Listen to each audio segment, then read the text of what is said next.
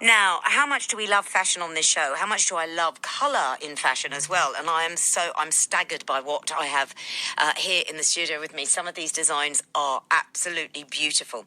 Well, Tihara Smith presented the Windrush and Caribbean Influence collection at the Graduate Fashion Week. Her designs are inspired by her grandfather, Lazar, who at 19 left, relocated in the UK in 1958.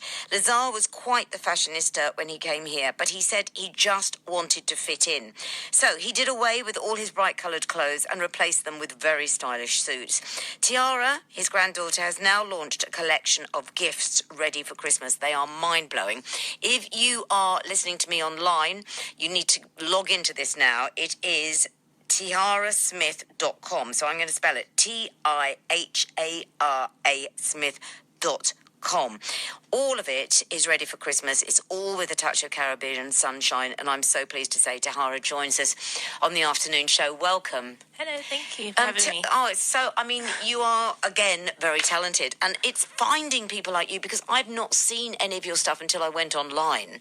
So at the moment, are you being stocked in London stores yet? No, not yet. I'm just on my website. How really frustrating is that for you? But anyway, let's kick off with Lazar, your grandfather. Yes. So do you remember him? He's still alive. He is still alive. Yeah. Is he listening this afternoon? I'm not sure. Well, you've got to redirect him to this. Yeah. So tell us a little bit about him. He came in 1958, is that right, to London? Yeah, in the 50s. And then he came on a different... It wasn't on the actual Windrush, it was on a different boat. And, yeah, he came and he worked in Boots at first. Did he? And then, Boots in London? Yeah, in Piccadilly. Uh-huh. And then he got a job in a mechanics that was nearby in central London. And then when he was working there, someone saw him and said he looked like a boxer, like he had the frame to do it. And then he started doing, like, boxing. Really? And he'd never done it before? No, so, like, semi-professional. So he travelled around Europe and did it and just stopped when he had his children. So, yeah. And I'm very interested because I think fashion runs throughout families. I think if you come from a family that... all my family love fashion. They love clothes. They take a pride in what they wear. And he obviously did as well. And this is trickled down through you as well. Do your parents love fashion?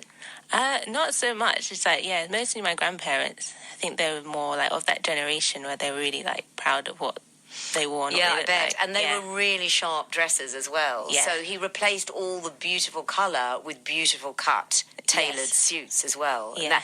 And I guess as a semi-professional boxer, he had the opportunity to wear some really sharp clothes. Yeah. So yeah, he went to a tailor's like in Camberwell. That's where he lived when he came around. So tell me about your training. So where did you study? So I went to university for the creative arts. So I studied at the campus in Epsom. And did you know what you wanted to design very early on, or how did that happen? I always liked colour and textiles. That's what I did at school.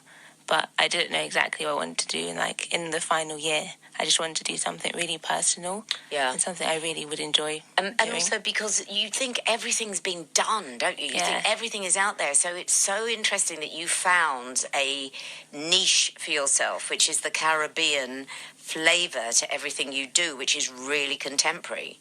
Yeah. I really like just the textiles and the colours. So can we just talk about this, which absolutely. I saw this on your website, so I don't know if I can describe this. I don't know if I can do justice to this. So this is a fantastic handbag made out of faux fur. Yes. Which is, even though I've got the lights down, it's sort of burnt orange, isn't it? But the Caribbean influence is there. So I see it in the handles. I mean, just describe how you've done this. Yeah, so it's a raffia base, and then the faux fur is sewn onto the raffia, so it has some raffia embroidery pattern in the middle of the bag, and then it's got a banana-shaped handle that's been laser cut, and it was laser cut in London as well, in Bermondsey. Was it? And so, and these are wooden. So you're holding a banana-shaped. You need to go online to see this because I'm not describing it perfectly. With a box-shaped, beautiful faux fur, burnt orange handbag. The banana handles just make it for me as well.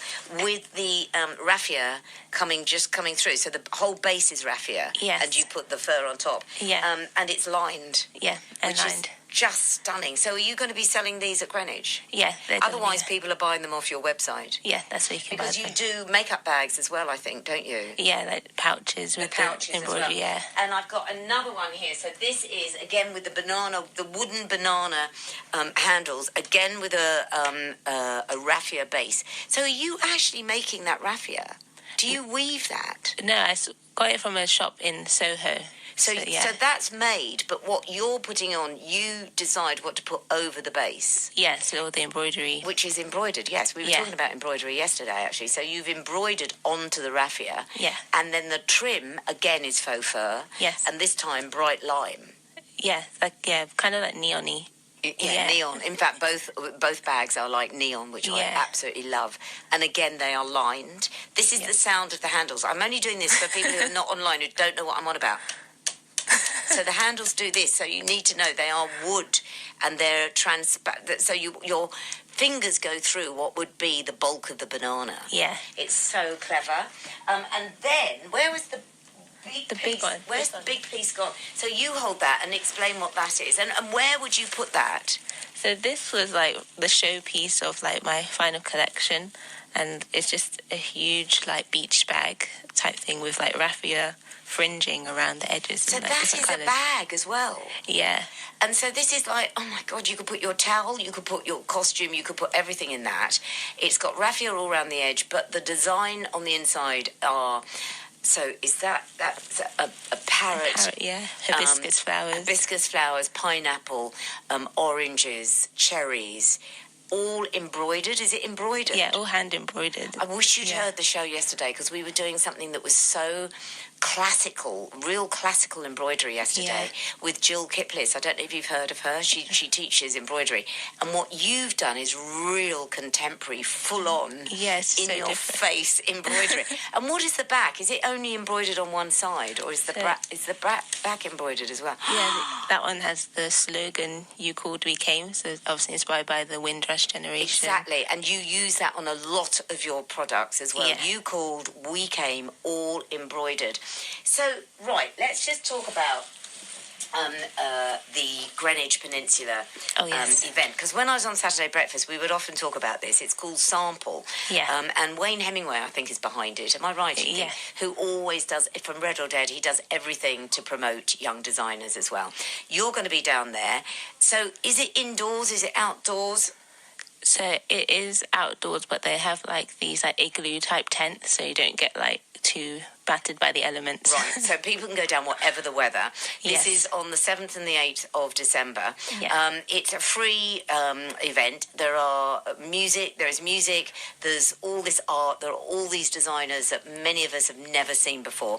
And when you came in, I said to you, Tiara, this is your stuff is the sort of stuff you find in Liberty. Liberty are really good at selling things you're never going to find anywhere else, because much of the high street is just duplicated. Yeah. How do you get into stores like that? I actually don't know. It's if you have a contact, that's really good. But did they not come to your final shows or anything? They had some like industry people, but most of the high street kind of professionals that came. Really? Yeah. And so what is your dream is to be stocked, or are you quite happy selling on your own website? So I like to on my website, and I also want to do some more like made to order, so like, if people are interested, they can contact me through my website. Well, you are hugely talented. So if you want to find out more, I urge you to have a look. Tiara Smith, Tihara Smith.com. Otherwise, go to Sample, which is, as I say, Greenwich Peninsula, 7th and 8th of December. Just to explain, because this is the time people are trying to find different presents for different people. You do the wonderful beach bag. You do just the perfect handbag. You do makeup bags. What else do you do? So do like smaller gifts, I guess, like stocking fillers, like the enamel pins, that's like little parrot. Which we've got here. Yeah. And pineapple. And what is this? And yes, and also like notebooks. Notebooks with all your designs on as well. Gosh, so you really do branch out. And the lovely little parrot pin. Thank you so much for coming in. I do wish you the best of luck, and you deserve to be stocked all over London. You really do. Thank you, Tara, for coming in. Really.